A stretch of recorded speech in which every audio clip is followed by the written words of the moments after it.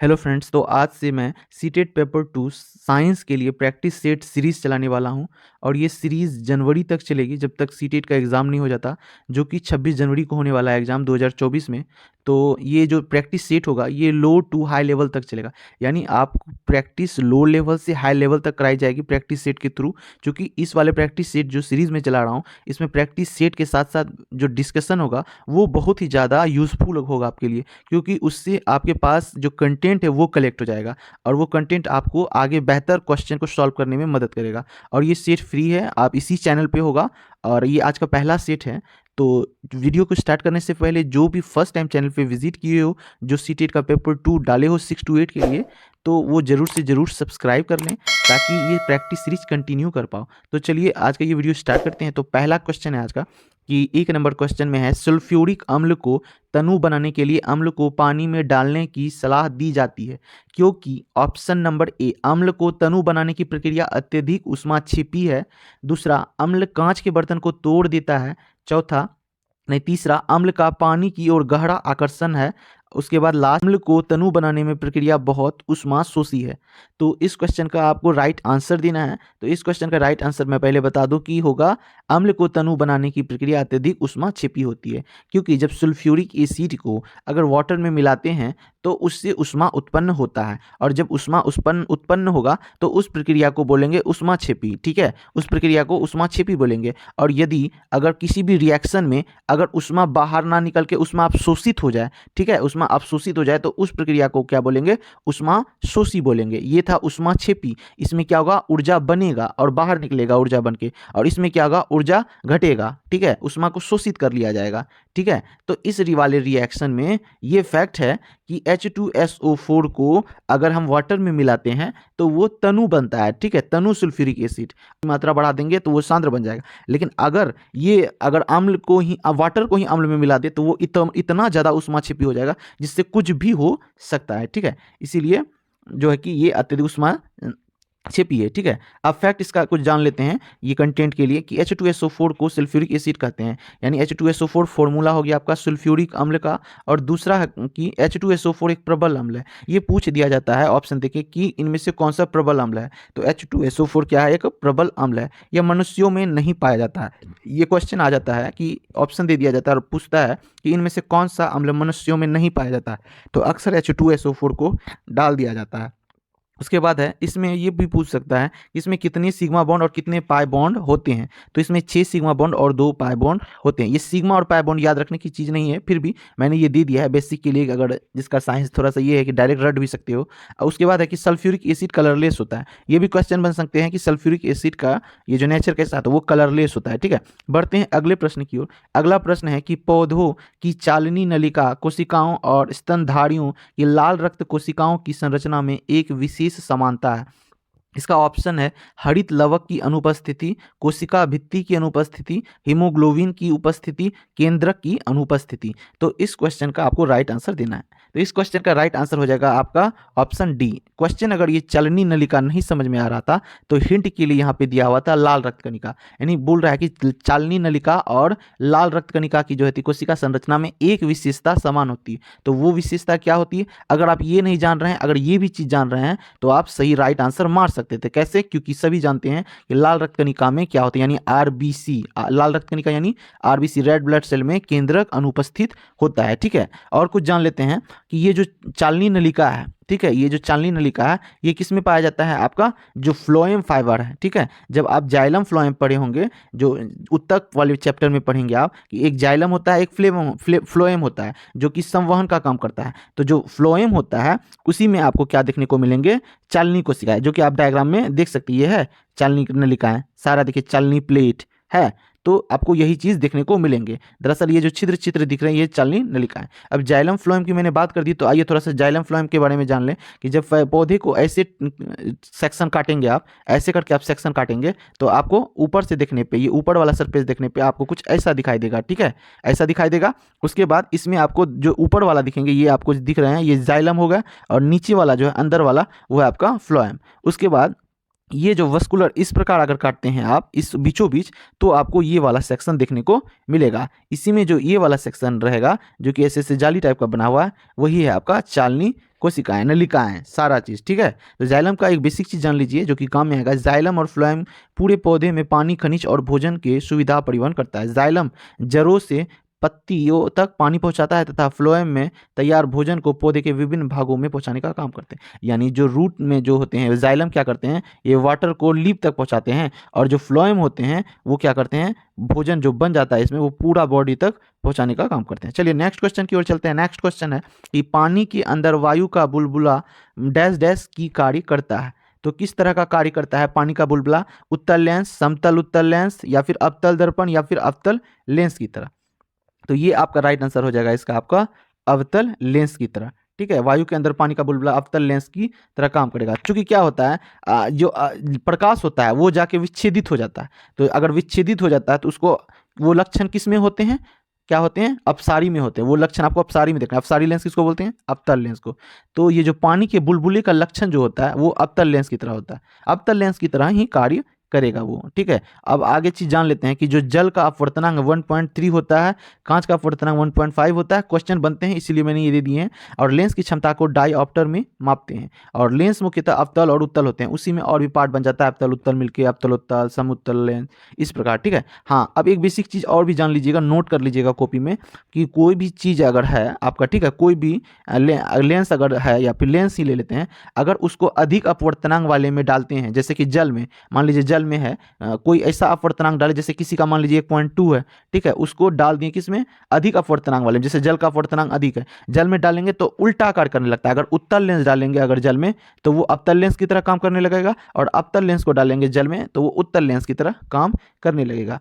ठीक है, ये बातें ध्यान दीजिएगा और ये सारी पॉइंट भी ध्यान में रखिएगा। चलिए बढ़ते हैं अगले प्रश्न की ओर। अगला प्रश्न है कि खाद्य पदार्थों के डिब्बों की आंतरिक सतह टीन से पुती होती है, ना कि जस्ते से, क्योंकि जास्ता टीन से अधिक क्रियाशील होता है, जास्ते का गलनांक टीन से अधिक होते हैं, और जास्ता टीन से कम क्रियाशील होता है, जास्ता टीन से महंगा होता है।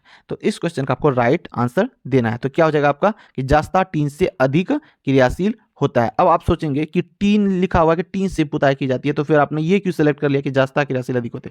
दरअसल टीन खाद्य वाले पदार्थ है ना, तो खाने वाले पदार्थ में अगर जो क्रियाशील ज़्यादा रहेगा तो वो ज़्यादा किसी से अभिक्रिया कर लेगा। तो अगर जास्ते का अगर पुताई किया हुआ रहता तो वो खाद्य पदार्थ से रिएक्ट कर लेता ना, रिएक्ट करके कुछ पॉइजनस चीज़ बना देता। तो इसीलिए टीन को डाला जाता है, क्योंकि टीन क्या होता है, बहुत कम अभिक्रियाशील होता है, तो अभिक्रिया नहीं होता, इसीलिए टीन से पुताई की जाती है। ठीक है, और इसका बेसिक ये क्रियाशील वाला श्रेणी है, ये आप याद कर सकते हैं कि सबसे अधिक क्रियाशील तत्वों की ये श्रेणी दिया हुआ है, जिसमें लिखा हुआ कि क्रियाशीलता नीचे घटती गई, नीचे जाते जाते। जैसे आप देखिए इसमें पोटेशियम का सबसे अधिक है, सोडियम का है, फिर कैल्शियम का। इसको आप ट्रिक के माध्यम से भी याद रख सकते हैं, जैसे काशीनाथ का माली आलू जरा फीके पकाता है, कौन है आगे आओ, ये ट्रिक है। ठीक है, ये एक बेसिक ट्रिक है और हर जगह ये प्रयोग मैंने भी इसी प्रकार याद किया था, तो मैंने वो आपको बता दिया था। जैसे जिंक देखिए यहाँ पे है ना क्रियाशील, और उसके ऊपर है कोई टीन विन है नहीं ना, कहीं इन सबसे ही पूरा बाहर है, तो यानी टीन बहुत ही ज़्यादा कम क्रियाशील है या नहीं के बराबर है। तो चलिए अब आगे बढ़ते हैं। अगला प्रश्न है कि हरे पौधे दिन के समय कार्बन डाइऑक्साइड के बजाय वायुमंडल में ऑक्सीजन छोड़ते प्रतीत होते हैं, क्योंकि देखिए सबसे पहली बात कि आप लोगों को पहले इसका राइट आंसर बता दूं कि इस क्वेश्चन का ये ऑप्शन दिया हुआ कि हरे पौधे केवल रात के समय श्वसन करते हैं, हरे पौधे दिन के समय श्वसन करते हैं पर रात के समय प्रकाश संश्लेषण करते हैं, दिन के समय प्रकाश संश्लेषण की दर श्वसन की दर से अधिक होती है, हरे पौधे रात के समय श्वसन नहीं करते हैं। तो इस क्वेश्चन का राइट आंसर हो जाएगा कि दिन के समय प्रकाश संश्लेषण की दर श्वसन की दर से अधिक होता है। अक्सर तो टीचर यही पढ़ाते हैं कि जो होता है पौधे कार्बन डाइऑक्साइड लेते हैं और प्रकाश संश्लेषण करके ऑक्सीजन निकाल देते हैं, और श्वसन के बारे में बहुत कम ही बताते हैं। हम लोग के समय में तो नहीं के बराबर यही बताते थे। तो अभी लेकिन जो सीरियस बात है, पौधे भी श्वसन करते हैं जब, तो वो भी ऑक्सीजन लेते हैं। ठीक है, प्लांट भी जब श्वसन करते हैं ना, तो वो भी ऑक्सीजन लेते हैं, और जब प्लांट फोटोसिंथेसिस करते हैं तो उस टाइम उसे कार्बन डाइऑक्साइड की जरूरत होती है, तो उस टाइम वो जो उत्सर्जी पदार्थ के रूप में ऑक्सीजन बाहर करते हैं। और ठीक है, और ये दिन को श्वसन क्यों नहीं करते? क्योंकि दिन के समय जो होता है प्रकाश संश्लेषण की दर श्वसन की दर से अधिक होता है, इसीलिए। ठीक है, इसीलिए कार्बन डाइऑक्साइड के बजाय वायुमंडल में ऑक्सीजन छोड़ते प्रतीत होते हैं सुबह। ठीक है, अब केमिकल रिएक्शन ये याद रख लीजिएगा, क्योंकि केमिकल रिएक्शन में से पूछ सकता है कि कौन कौन क्या है, ठीक है। अब थोड़ा सा प्लांट के बारे में एक विशेष चीज़ जान लेते हैं कि जो होता है कहाँ होता है ये प्रकाश संश्लेषण। तो प्रकाश संश्लेषण जो होते हैं पौधे में, आपने जाना होगा कि एक हरित लवक यानी क्लोरोप्लास्ट नाम का वर्णक पाया जाता है, जिसमें क्लोरोफिल होता है और उसी में फोटोसिंथेसिस की क्रिया संपन्न होती है। तो ये जो है प्लांट का जो है सेक्शन आप काट के देखेंगे तो कुछ कुछ इस प्रकार का आपको देखने को मिलेगा, ठीक है। इस प्रकार देखने को मिलेगा, जिसमें से आपको क्या क्या देखने को मिलेंगे, जो ये लटके हुए झाली की तरह है, इसको बोलते हैं हम लोग ये पैलिसीड पेरेन्काइम। उतना बेसिक नहीं जाएगा ये 6 to 8 के लिए, फिर भी मैं बता दे रहा हूँ। और इनको कहते हैं आपका स्पॉन्जी पेरेन्काइम। ये टोटल मिला के बनते हैं मेजोफिल, और इसी मेजोफिल में होते हैं क्लोरोप्लास्ट, जैसा कि आप यहाँ देख रहे हैं, यहाँ पे डिनोट किया गया है क्लोरोप्लास्ट, ठीक है। और उसके बाद और बेसिक चीज़ कि क्लोरोप्लास्ट यानी हरित लवक जिसको कहते हैं हिंदी में वर्णक होते हैं। और वो वर्णक कितने तरह के होते हैं, एक क्लोरोफिल होते हैं और कैरोटीनॉइड होते हैं। और थोड़ा डीप जाना चाहेंगे तो क्लोरोफिल 2 तरह के होते हैं, क्लोरोफिल ए होते हैं, क्लोरोफिल बी होते हैं इसमें, जो कि काफ़ी इंपॉर्टेंट होते हैं। सी भी डी भी होते हैं, लेकिन ए और बी ज़्यादा इंपॉर्टेंट होते हैं और वहीं तक ही पढ़ते हैं हम लोग, ठीक है। और उसके बाद होते हैं दूसरा कैरोटीनॉइड। कैरोटीनॉइड में आपका ज़ैंथोफिल होता है, कैरोटीन होता है। ज़ैंथोफिल का अगर रंग पूछ देगा तो आप लिख लीजिएगा कि पीला होता है, कैरोटीन का पूछ लेगा तो बोल दीजिएगा लाल होता है, ठीक है। तो ये सभी चीज़ें आप नोट कर लीजिएगा। बढ़ते हैं अगले प्रश्न की ओर। अगला प्रश्न है आपका कि एक 5 ग्राम भार वाले पंख और एक 10 ग्राम भार वाले कील, दोनों में समान गतिज ऊर्जा है, दोनों वस्तुओं के संवेग के बारे में निम्न में से कौन सा कथन सही है। तो इस क्वेश्चन का ऑप्शन दिया हुआ कि भारी वस्तुओं में अधिक संवेग होगा, दोनों वस्तुओं में बराबर संवेग होगा, दो वस्तुओं के संवेग की तुलना करना संभव नहीं, या हल्की वस्तुओं में अधिक संवेग होगा। तो ये तो न्यूमेरिकल टाइप हो गया, तो इसको बिना सॉल्व किए तो नहीं कर सकते हैं। तो इसमें क्या है, आपको ये जो क्वेश्चन है इसको आपको न्यूमेरिकल बनाना पड़ेगा। तो सबसे पहले इसका फॉर्मूला क्या होगा ये आप समझ लिए। तो इसका आपका फॉर्मूला हो जाएगा ये वाला, ठीक है। यानी ये वाला फॉर्मूला यूज करेंगे जो नीचे दिया हुआ, यानी P बराबर कि P बराबर √KE इंटू 2m। अब ये फॉर्मूला आया कहाँ से, तो चूंकि काइनेटिक एनर्जी यानी गतिज ऊर्जा बराबर होता है हाफ mv², तो उसमें अगर हाफ mv² में ऊपर नीचे अपने मन से ही m से यानी मास से मल्टीप्लाई कर दीजिए, तो ऊपर हो जाएगा m² v² बटा नीचे 2 इंटू m हो जाएगा 2m। तो चूंकि p बराबर mv होता है, इसीलिए अगर चूंकि ऊपर में m² v² है तो इज इक्वल टू p² हो जाएगा, क्योंकि एक p बराबर होता है mv, तो 2 गो mv है ना, तो 2 गो p हो जाएगा यानी p² हो जाएगा। तो काइनेटिक एनर्जी बराबर हो जाएगा p² बटा नीचे 2m, ठीक है। और अब जो है कि काइनेटिक एनर्जी को के तरफ ये चला जाएगा, एरो का मैंने यहाँ सिंबल मारा, यहाँ पे देख लीजिए, यहाँ पे एरो का मैंने सिंबल मारा है, तो चला जाएगा काइनेटिक एनर्जी इंटू 2m और इज इक्वल टू p2, तो इधर है इधर ही रह जाएगा। उसके बाद अंडर स्क्वायर को हटा देंगे तो अंडर रूट में आ जाएगा।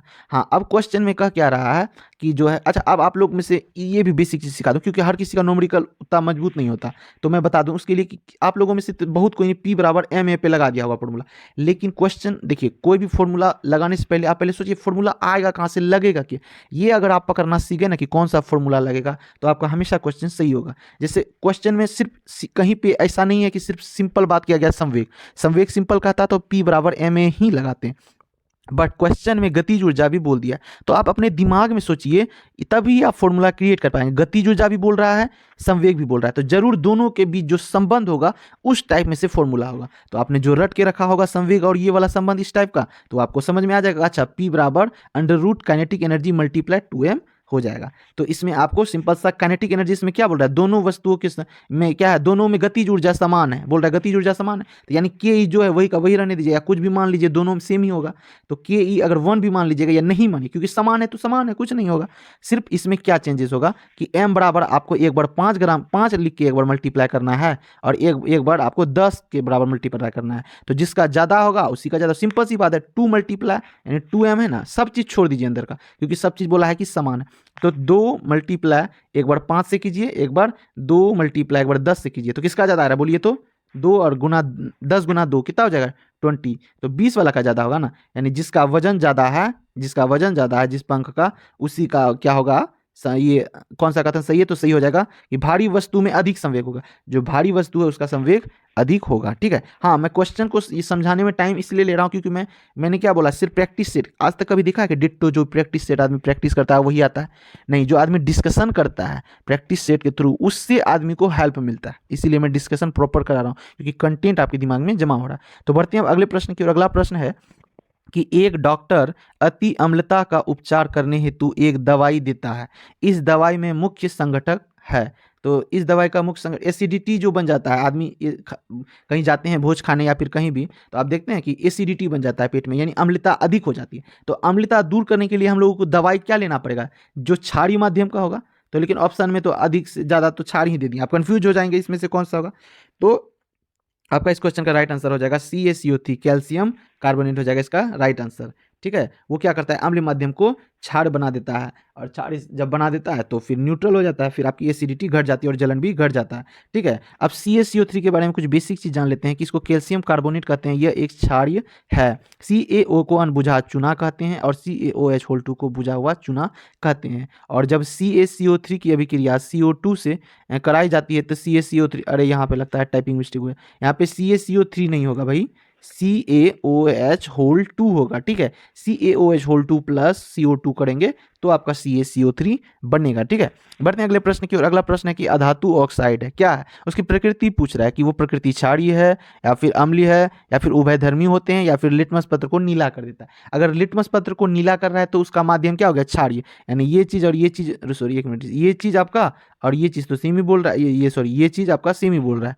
तो आपको क्या पता कैसे करेंगे आप, तो आप ये समझेंगे कि अधातु का माध्यम कैसा होता है, ये अगर जान रहे हैं आप तो इसका राइट आंसर मार देंगे। तो अधातु ऑक्साइड की अम्ल कैसी होती है, आपका प्रकृति अम्लीय होती है। ठीक है, इसकी प्रकृति कैसी होती है, अम्लीय होती है। और आपका जो होता है धातु ऑक्साइड की प्रकृति क्षारीय होती है। ठीक है, ये याद रखिएगा, धातु ऑक्साइड क्षारीय और अधातु ऑक्साइड की प्रकृति अम्लीय होती है। और धातु की पहचान उसके चमक से होती है। ठीक है, हाँ लेकिन एक्सेप्शंस भी मैं इसका बता देता हूँ। एक आयोडीन जो है कि वो एक अधातु है फिर भी लेकिन उसमें चमक होती है। ठीक है, धातु की पहचान है ना ये, लेकिन अधातु में भी चमक है। तो ये सभी एक्सेप्शंस हो गए आपके। उसके बाद सोडियम सबसे सॉफ्ट धातु, इसको चाकू से भी काटा जा सकता है। ठीक है, सोडियम धातु जो है इसको चाकू से भी काटा जा सकता है। दो चीज और लिख लीजिएगा पॉइंट करके, जो ब्रोमीन होते हैं, ठीक है, ब्रोमीन और पारा, ठीक है, जो ब्रोमीन होते हैं और मर्क्यूरी होते हैं यानी Hg, ये दोनों क्या होते हैं, कमरे के ताप पर ये क्या होता है, द्रव अवस्था में होते हैं। ये दो चीज आप लिख लीजिएगा। ठीक है, उसके बाद नेक्स्ट है आपका क्वेश्चन। अच्छा चलिए, पीरियोडिक टेबल दिया हुआ है तो पीरियोडिक टेबल के बारे में कुछ बेसिक चीज झट से 30 सेकंड के अंदर समझ लेते हैं। पीरियोडिक टेबल में जो इस प्रकार लाइनिंग रहता है इसको बोलते हैं वर्ग, और जो इस प्रकार लेटा हुआ रहता है इसको बोलते हैं हम लोग आवर्त। तो 7 आवर्त हैं और आपके 18 वर्ग हैं। और पहला वर्ग आप क्षारीय धातु है। ठीक है, और दूसरे वर्ग में आएंगे क्षारीय मृदा धातु। ठीक है, और आपका जो ये वाले सेक्शन है वर्ग 17 में आपको हेलोजन फैमिली मिलेंगे आपको। और इसके जो 18 के, ये ध्यान रखिएगा, वर्ग 18 में जितने भी धातु हैं वो सभी धातु अक्रिय गैस हैं। ठीक है, और इसी प्रकार ये बेसिक चीज आप जान सकते हैं। ये आपका P ब्लॉक हो गया, ये F ब्लॉक हो गया, ये यहाँ से यहाँ तक D block, P F, sorry mistake, ये S ब्लॉक, ये P ब्लॉक, ये D और ये F ब्लॉक। ठीक है, तो ये हो गया आपको, तो याद रख लीजिएगा कहाँ से कहाँ तक है आपका D ब्लॉक, कहाँ से कहाँ P और ये सब। तो चलिए अब आगे बढ़ते हैं। अगला प्रश्न है आपका कि मनुष्य का अंगूठा बाकी अंगुलियों की अपेक्षा अधिक स्वतंत्रता से गति करते हैं क्योंकि इसमें उपस्थित होती है, क्या होती है, तो ये एक चैप्टर ही आपको मिल जाएगा 6th क्लास में जो पढ़ेंगे, उसमें गति के बारे में जो मनुष्य में है उसमें आपके जॉइंट के बारे में बताया गया है कि जॉइंट कितने कितने हैं और उसके वर्क के बारे में बताया गया।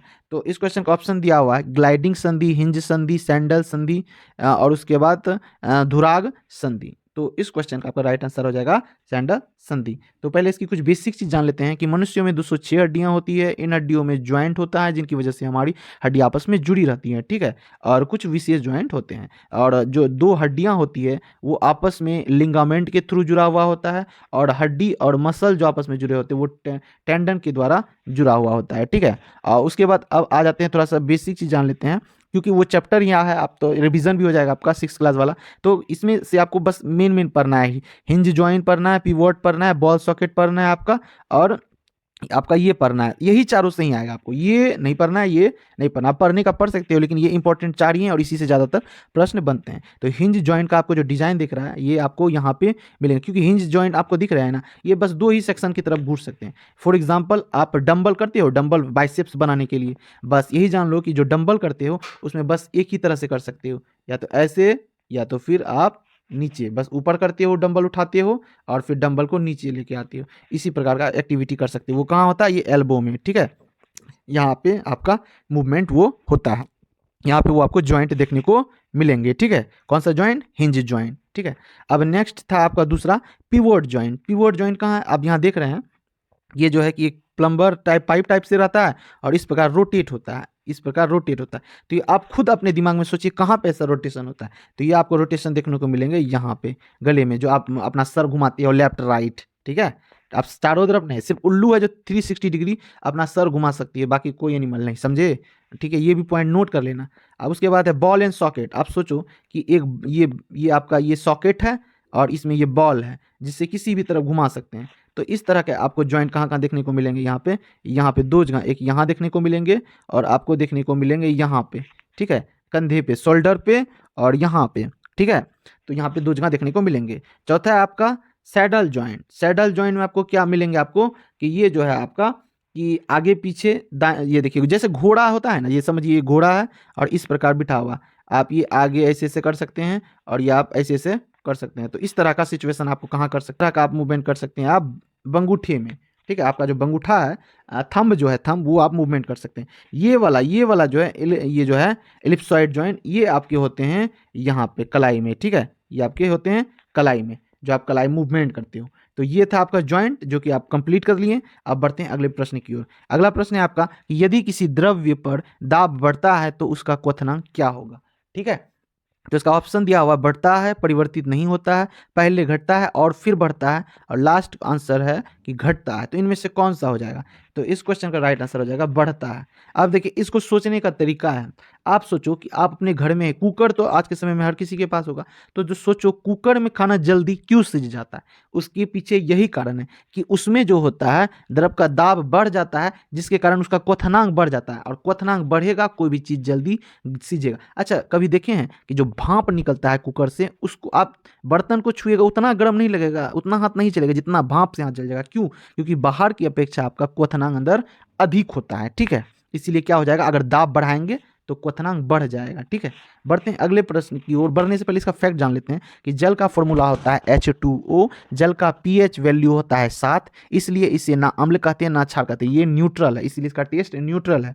ठीक है, द्रव का आयतन समान होता है, इसीलिए सामान्य द्रव का क्वथनांक कितना होता है? सामान्यतः द्रव का क्वथनांक 100 डिग्री सेल्सियस होता है। आयतन समान होता है, इसीलिए जो होते हैं किसी भी बर्तन में रखते हैं उसी का आकार ले लेता है। ठीक है, सिर्फ आकृति इसका समान नहीं होता है। और हिमांक इसका कितना होता है? 0 डिग्री सेल्सियस या 373 केल्विन के होता है। ठीक है, बढ़ते हैं अगले प्रश्न की ओर। अगला प्रश्न है आपका हार्मोन से कि हार्मोन एड्रीनेलिन, उसके बाद ऑप्शन दिया हुआ कि जब कोई बहुत गुस्से में होता है या चिंतित होता है, यह तनाव के स्तर के सामंजस्य में शरीर की सहायता करते हैं। दूसरा ऑप्शन है लंबाई नियंत्रण में सहायता करते हैं। तीसरा है आपका शरीर के विद्युत अपघट्यों के संतुलन पर नियंत्रण रखने में सहायता करता है।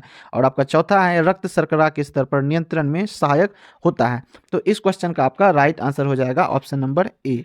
ठीक है, क्या है इसके बारे में आइए समझते हैं। तो मनुष्यों में ज़्यादातर हार्मोन को पीयूष ग्रंथि यानी पिट्यूटरी ग्रंथि द्वारा कंट्रोल करते हैं। ठीक है, वही रेगुलेट करते हैं। और ये पॉइंट याद रखिएगा, पिट्यूटरी किस किस को रेगुलेट करते हैं? GH growth hormone, TSH, ADH, GnRH. GnRH की क्या है? ये जो है सेक्स हार्मोन टाइप के जो रिलीज होंगे, एलएच और एफएसएच, वो जीएनआरएच है। ठीक है, गोनेडोट्रोफिक हार्मोन। एडीएच जो है आपका एड्रीनेलिन हार्मोन है, जो कि किससे स्रावित होता है? किससे? एड्रीनल ग्लैंड से स्रावित होता है। जो किडनी होता है मनुष्य का, किडनी जो होता है मनुष्य के किडनी के ऊपर एक एड्रीनल ग्लैंड होता है त्रिभुज टाइप का, इसी त्रिभुज टाइप पे रहता है एड्रीनल ग्लैंड, जिसको पिट्यूटरी ग्रंथि क्या करता है? कंट्रोल करता है, उसको स्टिमुलेट करता है कि भाई तुम रेगुलेट करो एड्रीनेलिन हार्मोन। और एड्रीनेलिन हार्मोन जब स्रावित होता है तो आदमी सोचता है कि हमें किसी से, मान लीजिए कोई खतरा में पड़ गया या कोई टेंशन हो रहा है, तो उस खतरा से या तो सोचेगा आदमी कि उसको मार पीट के भागी जाए, या मार पीट के हरा दे उसको, या फिर भाग जाए।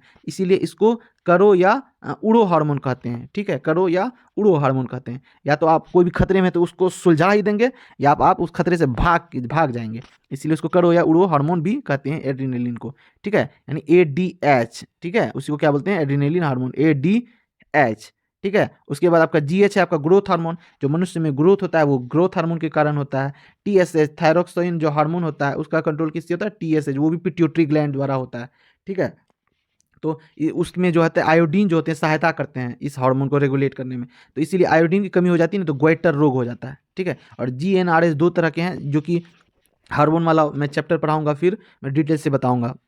बढ़ते हैं अगले क्वेश्चन की ओर। अगला क्वेश्चन है आपका ग्रीन हाउस प्रभाव जिससे वायुमंडलीय तापमान बढ़ रहा है का मुख्य कारण है। तो इस क्वेश्चन का राइट आंसर क्या होगा? नाइट्रोजन या कार्बन डाइऑक्साइड या सल्फर या ऑक्सीजन। तो इस क्वेश्चन का राइट आंसर आप खुद देंगे ये देख के। अगर दे चुके हैं तो ये ट्रिक है जिससे आपको कभी भी नहीं भूलेंगे कि कौन सा ग्रीन हाउस गैस है। तो ट्रिक ये है कि कार में ओडोनील, कार से हो गया कार्बन डाइऑक्साइड, में से हो गया मीथेन, ओडो से हो गया ओजोन और नील से हो गया नाइट्रस ऑक्साइड। ठीक है, तो ये चार हैं। इनमें से देखिए कौन सा है?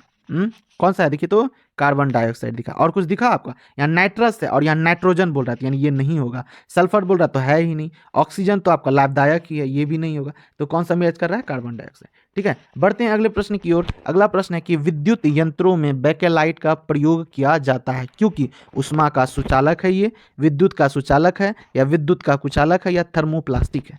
तो इस क्वेश्चन का राइट आंसर हो जाएगा थर्मोप्लास्टिक है, यानी थर्मोप्लास्टिक का यूज किया जाता है। ठीक है, और वो बेकेलाइट क्या है? थर्मोप्लास्टिक है। और थर्मोप्लास्टिक ना ऐसा प्लास्टिक पॉलीमर होता है जो तापमान बढ़ने पर अधिक कोमल और गिरने पर अधिक ठोस तापमान गिरने पर अधिक ठोस हो जाते हैं। ठीक है, नेक्स्ट क्वेश्चन आपका कि गति के निम्न उदाहरणों में से किसमें तय की गई दूरी और विस्थापन पे परिणाम बराबर होता है या बराबर है? ठीक है, तो इस क्वेश्चन का ऑप्शन दिया हुआ वृत्ताकार पथ पर चलती हुई कार, दोलन करता हुआ दोलक, सूर्य के गिर्द घूमती हुई पृथ्वी या सीधी सड़क पर चलती हुई कार। तो इस क्वेश्चन का राइट आंसर हो जाएगा सीधी हुई सड़क पर चलती हुई कार। ये ध्यान रखिएगा, अगर विस्थापन शून्य है तो आपका कार्य भी शून्य हो जाएगा। ठीक है, अगले प्रश्न की ओर चलते हैं कि घरों में प्रकाश स्रोत के रूप में एलईडी और सीएफएल दोनों का आमतौर पर प्रयोग किया जाता है। निम्न में से कौन सा कथन सही है? एलईडी बेहतर है क्योंकि सीएफएल में विषैला पदार्थ होते हैं। दोनों ही एक समान अच्छे हैं, दोनों में से कोई भी अच्छा नहीं क्योंकि दोनों एक विषैले पदार्थ। सीएफएल बेहतर है क्योंकि एलईडी में विषैले पदार्थ होते हैं।